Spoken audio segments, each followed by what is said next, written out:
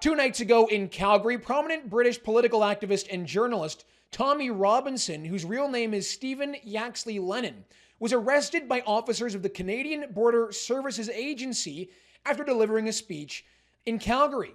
What exactly Tommy Robinson has been charged with is not clear. Some reports are indicating that he misfiled his visa application, didn't disclose prior criminal convictions. But as it stands right now, Tommy Robinson is not actually allowed to leave Calgary. He had a speaking engagement that was supposed to happen yesterday in Edmonton, and he has one planned for Toronto on the 30th. But he has been confined to stay south of Red Deer and north of the US border. This story has made international headlines, not least because Tommy Robinson is an extremely prominent political figure. But it really makes you wonder, did Tommy Robinson actually not fill out his visa form correctly? Did he not disclose prior criminal convictions? Or is the Canadian government trying to silence Tommy Robinson? Are they trying to stop people from hearing him talk about mass immigration and the attacks on free speech in our country? Well, we don't have all the answers, and it appears that nobody else does. So we've invited Tommy Robinson on the show to clear up some of the confusion around what exactly is going on. The first question I have for you, Tommy, is what are the charges that you have been that have been laid against you? Because we don't really know that yet. I've not been charged with anything. I've not been charged with anything. So that's the crazy thing. It's like I've not. I thought I was going to be charged. I'll be waiting for court date. I've not been charged. I'm not waiting for a court date. I've just been given conditions that keep me in Calgary. They said that they believe, basically what it alludes to is, obviously, I'm doing a little speaking tour of Ezra Levant. Right. But that wasn't announced until I was in Canada. So when I come to Canada, I spent 3 hours at immigration. In those 3 hours, they asked what I was doing, where I was staying, who I was seeing. And then once I got into Canada, I then contacted Ezra and said, Ezra, I'm in Canada. I'm here. And he said, Sound, let's do some speaking engagements. So that's what we then planned. So what they've alluded to is that I wasn't 100% honest with them, that I was going to be doing a speaking tour. But I said, I went to first of all Montreal to meet Gad Sad. Yeah, I also met Ensaf Badawi. That's a family I've been in contact with for over a decade. I've kept in contact with them with their fight for their father's freedom. I've got another friend there who's the godmother of my son. So I went to meet her. So I wasn't just coming here to do these speaking engagements that have happened with Rebel Media, but I worked for Rebel Media for years. I've had a long relationship with Ezra Levant. It would seem insane for me to come to Canada and not try and have the opportunity to speak with Ezra and Rebel Media supporters who have been my supporters and who have helped me over the years. So that's what that seems to be the big problem. But again, which I pointed out to them, they haven't charged me of anything. They're not deporting me. They're just telling me that I can't leave Calgary. The officers seem to find it bizarre themselves. And the officers so yesterday we went for what seemed like a negotiation with the department. A negotiation of when would I leave. They basically said, when do you want to leave? Because you could be here for a month or 2 months whilst we're waiting to decide what we're doing.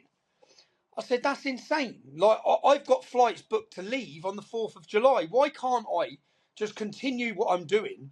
There's been no problems. There's been no allegations of any problems. I've done a speaking engagement in Calgary, which was to a very calm and pleasant crowd. We had an enjoyable evening. And straight afterwards, I was arrested. And in the negotiations, which again we thought would be successful, because we said I have to sign in here on a Tuesday, Wednesday, and a Friday. Yeah, I have to sign into the police station here or the immigration centre. So that means I could sign in on Friday, and then I can make my way to Toronto anyway. Yeah, which is what I pointed out to them. If I wanted to, I could. I'm obviously they've told me I'm not allowed to, but I said I could. So can't we just come to an agreement that I just go to Toronto and then I go home? I leave the country. At which point they said, well, and we had an immigration lawyer, Ezra, we had an immigration lawyer present in the room, and they come back and tried to say, the reason I can't is because under immigration laws, you have a 5 day, if you come in and do speaking engagements, it's 5 days. And you've done your first date in Calgary and your next date is going to be longer than 5 days. But the immigration lawyer pointed out to him that that's just a lie. It's five different dates that I Yeah, see. so there was a lot. Again, this has all been a learning curve for me. I just don't understand it, if I'm honest. Do you know why I don't understand it, Harrison? It's because your borders are wide open to absolutely everybody and anybody. Okay? No criminal record checks, no passports, half the people coming in. I'm not asking them to put me up in accommodation. I'm not asking for a house. I'm not asking them to pay my way. I'm paying my own way. And as I said, I spent 3 hours at immigration. They allowed me in. So, I don't know. So you landed in Montreal. They held you in immigration, asking you lots of questions about what was going on. You said that you didn't even have the speaking tour arranged before you got there. It was after the fact. It was after the fact. So basically, once I got in, I said to Ezra, I'm in Montreal." He said, "Great, let's do a couple of events." And literally, so this event I done in Calgary was with 6 days' notice. 6 days' notice. Wow. So Ezra put a thing up straight away saying Tommy Robinson can come to Calgary. I said, "I'll come to Calgary." I wanted to come to Toronto to do a podcast with Tammy Peterson, Jordan Peterson's wife. So he said, "We'll do one in Toronto," and that was it. That was it. So nothing was prior arranged. But even if it was, that's my point I made to them. Well, even if it was, you've given me, when you stamped my passport to come in here, I'm pretty sure it's for 6 months. I'm pretty sure you've given me a 6-month pass. So what does it matter? Right. What does it matter anyway? But the way they came and arrested me in 4 vehicles, unmarked police, armed police. Obviously, you're Canadian. Are they rounding up illegal immigrants in any way? No, they put them in hotels in many cases, actually. And I was going to ask you that because we have a major situation with an open border with the United States. People have come into our country and they get put up into accommodation. We also have people coming in legally through the airports with fraudulent documents. And there are approximately as many as 500,000 illegal immigrants currently living in this country. And the government, the ones that have come after you, are trying to regularize them, to give them a pathway to citizenship. Well, So it's very concerning. They're giving them a pathway to vote. Justin Trudeau wouldn't be down on the polls that way. But they are just. I saw the scam of students. What, you had 30,000 students? Yes. I read about that. Yeah. And the thing is, it's like the hypocrisy in this, the way they've acted tough. And then I explained to them, or I asked them the question, okay, if I claim asylum now, if right now I say I want asylum, you can't limit what town I can be in. So why are you limiting the town I'm allowed to be in? I'm not allowed outside of this town? I'm not allowed outside of Calgary, or I guess then I commit a criminal offence because they've given me I have written conditions not to leave this city. Again, And yeah, you've been regionally confined, right? You've been confined to south of Red Deer, north of the U.S. border, in this one area in Calgary. One of the questions I have for you, Tommy, if that is correct, you can correct me if I'm wrong. But one of the questions I have for you is that in some of the reports, the allegation is that there was a misfiling of previous criminal convictions on your visa application. Have you been made aware of that? No. So no, I haven't, and I haven't been charged. As I said, there's no charges. Right. There's no charges. There's no charges. So that reporting is not accurate. That they haven't told you that there was a mislabeling of prior criminal convictions on your visa before you entered Canada. No. So my visa was filled out by my boss. My visa is an electronic visa, and I'm present in this country on an Irish passport, not a British passport. Yeah, but it's my Irish passport. It's my Irish passport. So they asked me where my British passport is when they detained me. I said, in Great Britain. It's not here. So, but again, they asked me hundreds of questions when they detained me for 3 hours in immigration, and they still let me into the country. They asked me, they even contacted the people I was meeting and went back and forward with them before they released me. So interesting. So they didn't even know that there was going to be a speaking tour because, as you're saying, you didn't know there was going to be a speaking tour. And was that a major part of what they were trying to do? Because that's what they're upset about. The reporting indicates that's what they're upset about. Right. Yeah. So because the reporting, it kind of feels as though they're, at least this is what Rebel News has been putting out, and you've been putting out, that because you had a speech in Edmonton and you're no longer able to cross the Red Deer line. They don't want you to actually go to that speech. They don't want you to be able to go to the Toronto speech, but they want to keep you for I'm not quite sure. You're saying they could keep you up to a month. They said in the meeting this could take a month or 2 months, or will I? This is in the negotiations. So in the I see. it seemed like it was a day of negotiations on how can we resolve this situation. The first comments the officer made was obviously this has made international news. Yeah, I said it didn't have to.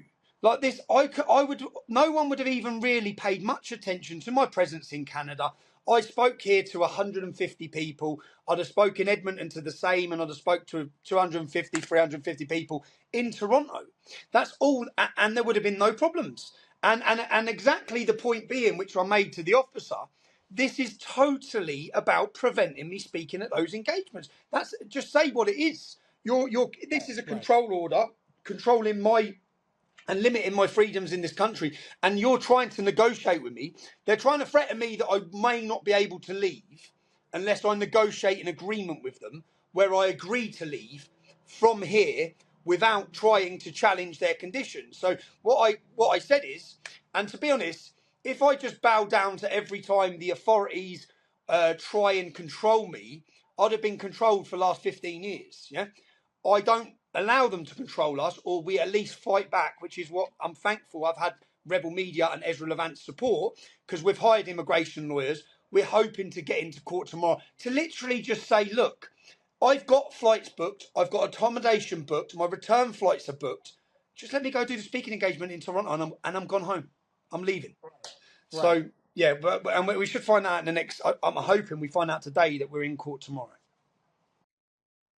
And it's the 26th now, and you've got an event, I believe, on the 27th. Is that correct? In London? Oh, the 27th of July, that is. Of July? 27th of July. So basically, we held an event on the 1st of June, which was a huge event, 30,000 people. And on the 27th of July, we're expecting to see the largest patriotic gathering that Britain's ever seen. There's real momentum. There's real concern from the establishment, because all of the people they've basically installed fear from them speaking openly and honestly, and they've still fear in people loving their nation and showing pride in their nation. And in the space of a couple of months, we've sort of turned it on its head. And yeah, on the 27th of July, we have a huge rally happening in Trafalgar Square, London. So we've been trying to do some digging about how it is that someone can be detained by Immigration and Refugees and Citizenship Canada. And there is a list of reasons for detention. One of them is that the person has a criminal conviction that involves sexual offenses, violence, weapons, or drug trafficking. Another reason is that the Minister of Public Safety, so that would be, in this case, Dominic LeBlanc, all the way to the very top of Justin Trudeau's cabinet, is of the opinion that the person is a danger. They said that. They said that. That was one of the things he said to me. So I asked who ordered the detainment. One of the things he mentioned two things. One of the things was that I could be a threat to national security, and which is insane. And another point he made was that my willingness to cooperate with them. They didn't trust my willingness to cooperate with them. If they didn't have these conditions on me, that they didn't trust my cooperation with them. That's what they said. So that's the two things. Wow. And I want to bring this to your attention. You may have been aware of this, but I know that an organization called Hope Not Hate is on your radar. Before you arrived in Montreal, there was a post that said you were charged with contempt of court, and you were going to have to go to trial for that. And we have our own Canadian version of Hope Not Hate called the Anti-Hate Network, and they were essentially celebrating your arrest, and they were posting about they were essentially, like I said, they're the Canadian version of Hope Not Hate. And this organization, similarly to Hope Not Hate, has been going after political dissidents in our country and accusing them of being a danger to national security, cooking up things that are not exactly accurate. Talk to me a little bit about this organization, Hope Not Hate, because our Canadian audience is very familiar with the Canadian equivalent. So I made a fabulous expose documentary on Hope Not Hate. It's why they hate me. What they do is they act as a middle group. So the police can't come in and pay people, yeah? The police can't come in and pay people. Journalists can't go and pay people to say things on the TV. Hope Not Hate act as a middle group. So they come in, they pay people money. I got covert recordings proving 5, 6 different people They paid them tens of thousands of pounds. Then they line up the mainstream media waiting and ready. So they'll pay an ex-employee. Say for example, but I didn't look at myself. I looked at other organisations they've done it to. Say I sack someone. Hope Not Hate would come in, approach them, offer them money. They'd line up the BBC or they'd line up the TV shows. They'd then get that person sat there as credible, making insane allegations, and then they pump them around. So that's what Hope Not Hate do. And these sorts of organisations, the same as the one in Canada, they're not stopping the rapists that are being. They're not trying to prevent the rapists coming in, the terrorists coming in. They're not highlighting the real dangers or threats to Canadian citizens, the real danger to your daughters. They're not bothered about that. But if you dare to criticise any of the government's narratives, so whatever Justin Trudeau's narratives are, if it's transgenderism, yeah, open border immigration, you challenge any of these groups act, these NGOs, which are heavily linked with the government, they're heavily funded from open border immigration groups and NGOs.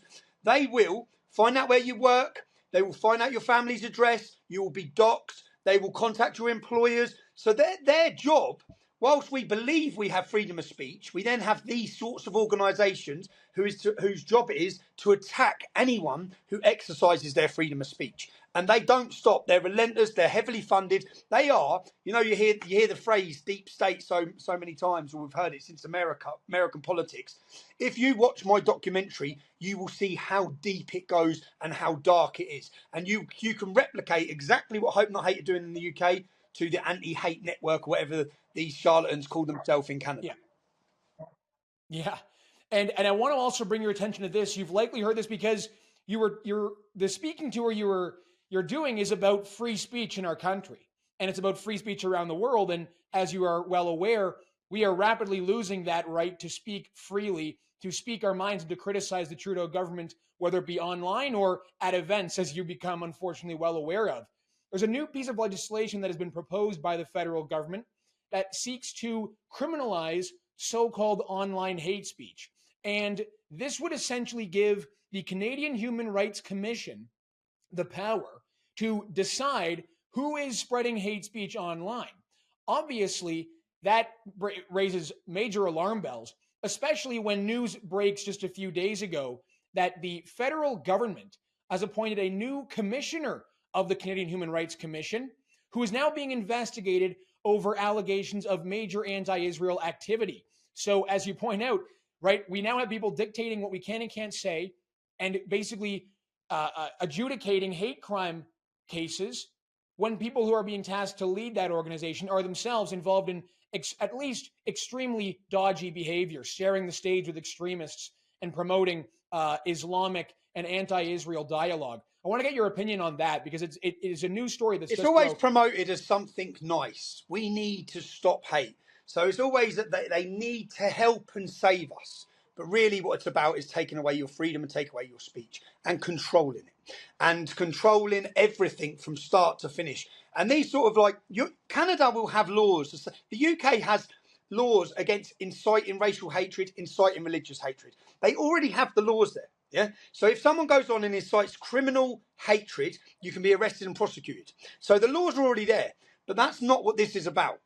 Who defines what hate is? Yeah? Who defines which channels are allowed to have a platform and which aren't? If you allow your government to be the people defining that, I'm not being funny, but I watched, and the whole world watched, what your government done to legal, lawful protesters with the truckers. We saw them implement, and it's now been proven. If you leave it to your government, it's been proven what they've done by enforcing the Emergency Act was unlawful. Yeah. So if you leave these same people in control of deciding who can speak, when they can speak, who's allowed a platform, then you're giving away your rights and your freedoms. And that's what this attack on freedom of speech isn't happening in Canada, just Canada. It isn't happening in Great Britain. This is an entire attack on the West. And the purpose for it, as they're changing the demographics of all of our countries at an uncontrollable rate, they're making us feel like foreigners in our own towns and cities. They don't want you to be able to speak about it. And not just they don't want you to be able to speak about it, they want you to feel like you're a fringe voice, when in reality, you're not. Our views are mainstream. The majority of Canadians are against mass open border, undocumented, illegal immigration. The majority of the great British public are. The majority of Canadians will be against the sexualisation of children and the enforcement and indoctrination in school children with transgenderism and different ideologies. The majority. But they wish to push these and they wish to prevent you being able to discuss any of these opinions through their new hate crime legislation, and also their groups like the Canadian Anti-Hate Network, or whatever they call themselves, Hope Not Hate. These groups whose job is to attack us. But unfortunately, I feel they're losing the battle. I feel the public are becoming more awake, which is it's an unfortunate state of affairs. They're becoming more awake because they're realising just how bad the problem is. Our countries are in a dire situation. We're in danger, okay, of losing control, of losing our actual identity. The identity of what makes Canada, Canada. The identity of British culture is disappearing. Do you know, as a Canadian, you sit and think of Great Britain. Many Canadians will have this view of London and what London's like. Well, it's changed. It's not like that anymore, okay? It's disappearing. It's not for the good. Freedom is not excelling, it's declining, okay? Safety is not got any better, it's getting worse. And we need to be, and the most important weapon we have to combat this is freedom of speech. That's why it's the first thing they have to take. Absolutely. And I want to ask you this, because your country is heading into an election on July 4th. The Brits will be heading to the polls. It looks like the Conservatives, who have done everything they can to not conserve British values, British culture, and what makes Britain great, they're headed for a major defeat. And the Labour Party is set to come into power. Situation is likely to get even worse. But we do have the rising Reform Party in the UK. What do you think about how this election is going to play out? What do you think about the possibility of seeing a more conservative voice in an opposition role in the UK? Is that something you think is desperately required? The Conservative Party have not been conservative for a very long time. They're liberal, okay? They masquerade as conservatives. So I believe they need to be totally and utterly obliterated. Once they're obliterated, then hopefully the real conservative voices that were within the party can align, and I believe will form an alliance with Nigel Farage's Reform Party. I can probably see Reform joining alongside the Conservatives after the election. And certain political figures like Suella Braverman will be very important in that. But yeah, the Labour Party, unfortunately, again, the majority of the British public don't vote. Let's not pretend that any of these politicians get voted in by a majority, because the majority sit at home. Why do the majority sit at home? Because they're disillusioned. They do not trust the political system. They do not trust the politicians. They see it as corrupt. What we need to do, which is what we're going to try and do on the 27th of July, is we're starting a cultural movement, because we believe if you change the culture, we'll change the politics. But yeah, I hope Nigel Farage is successful. Nigel Farage is bringing about and discussing issues at a greater level than anyone else has been able to the British public. So we do have an election on the 4th of July. But what I foresee happening, I foresee Reform getting as many votes as the Conservatives, but the Conservatives probably getting 50 or 60 MPs and Reform getting 1 or 2, which then hopefully they fight for proportional representation as a voting system in the UK. Right, absolutely. Tommy, I know we're short on time, but I want to give you the chance to address a clip head on that is making the rounds on social media. It's an allegation from a woman on a Canadian podcast who said that in Montreal, she says that you knew that you were going to get arrested in Calgary. And we've seen the clip, but I want to get you to address that and clear up the rumors for us. No problem. You want me to do that now? Yes, sure. So it's ridiculous. It's absolutely ridiculous. So the lady in question wanted to do a tour of Canada with me. Yeah. So she wanted to be the person who was hosting me at events. When we got to Montreal, we went for one dinner with her. She was pretty much hating Jews. She called the Indian restaurant that we went to colonizers. I disagreed with her multiple times in that one evening. And I told her that I'm going to see Ezra Levant and doing my tour with Ezra Levant. To think, you've seen me get arrested. I've been in and out of the police station for 2 days. I also then looked, which I was unaware of, and I found her with Nazi insignia, basically. Even the podcast she was on, is that not a white supremacist podcast? From what I understand, many of the people who host these platforms despise me. Everyone, they want to call me Mossad or a Zionist, but just because I don't hate Jews, okay? I don't align to their opinion of hating Jews. I was very surprised because the lady that this lady come with was Jewish. But since I've seen, look at the timing of this, which is what I always say, yeah? these allegations that she's making now weren't made days and days ago when I was in Montreal. She's making lots of horrible allegations, okay, and getting airwaves from who? Hope Not Hate, Anti-Hate Network, all the same groups that always come together. Why now? I'll tell you why now, because I've just humiliated the Canadian government on an international level. So I'm used to the daggers coming out. I don't usually give them any credence or any airtime. I can go through, I've got screenshots of this lady and all of her messages back and forward to me as recent as 2 days ago. So it's comical, okay? She believes everything's a Zionist conspiracy. I've came here. How can I purposely get myself arrested? How? I've come and hosted an event, and why would I do that? I'm sat in a hotel room that I've got to be out of now in 10 minutes. I've had to change hotel rooms again. I've missed my event in Edmonton. I'm missing my event in Toronto. So I don't usually like to entertain these ridiculous accusations from, and you know what? I didn't know who the woman was. They billed themselves as a group who host events. They had the MEP, yeah. Christine Anderson. And I found them this morning with Christine Anderson holding up a Nazi flag that Christine Anderson doesn't know is a Nazi flag. So they've set her up as well. Yeah. And I've just found that this morning. So I don't usually entertain them. I will. Do you know what I'll continue to do whilst I'm in Canada? Is raise mass awareness of the problems I like to talk about. I'm meeting today Tamara, who I believe has been an amazing freedom fighter in this country. I hope to meet the Petersons. And yeah, I'm used to, do you know, whenever you rise up, these sort of attacks come pretty fast, pretty quick, and pretty organised. And all you have to do is take 2 minutes of research to see who the main people pushing these messages are, and who is it? The Anti-Hate Network? Is that their name? That's the Canadian equivalent. Hope Not Hate. Hope Not Hate. Hope Not Hate. All the real far-right neo-Nazi groups who despise me because I'm a race traitor, because I don't hate blacks. So yeah, that's me briefly addressing the ridiculous allegations. I won't really give them any more time than that. All good. I appreciate you clearing that up and having those cleared out. I know you got to go. Is there any message you have for the Canadian people who want to see what else you might be up to over the next few days when you're in Canada? I hope I win my court case. I hope I get a chance to speak to you. But if I don't get a chance to speak to you, Canadian men and women, the time of being silent about this is gone. You're looking at your country change. You know it's wrong. We all know it's wrong. Everyone knows what's happening to the West is wrong. We either rise up now and stand up now, or you're going to leave your children to pick up the pieces of a failed nation, a dangerous nation, and your culture is going to erode and disappear. No one's asking anyone to go to war. People are just saying we need to stand up now. If enough people stand up, don't leave it to lonely voices on their own trying to combat this. You see the hate that gets aimed at anyone standing up. That hate becomes less and it becomes easier if everyone starts speaking about these issues. So find the courage in yourself to discuss it with your family members, with your friends, with colleagues at work. Start speaking out and make sure you get rid of Justin Trudeau because he's destroying your nation. Tommy Robinson, thank you so much for joining us on the show today. Really appreciate it. Cheers, bro. Thank you.